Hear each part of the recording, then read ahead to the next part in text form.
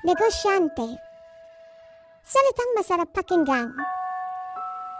Pero sa likod nito ay mga hirap na pinagdaanan. Salitang akala ng lahat ay parati kang may pera. Salitang minsan ay gusto mo nang tumambling. Pero dahil sa salitang ito, ay patuloy kang lumalaban kahit gaano man kahirap. Dahil ikaw ay isang negosyante na patuloy pang nananaharap sa ikakaganda ng negosyo mo. Hindi po ibig sabihin na may negosyo ka o na may negosyo ka mayaman ka na. Mayaman lang po kami sa pangarap at pananalig na mapawang ng buhay namin. Kaya bago mo isipin na mayaman na ang isang negosyante, malamang hindi mo alam ang hirap at pagod na pinagdaanan niya.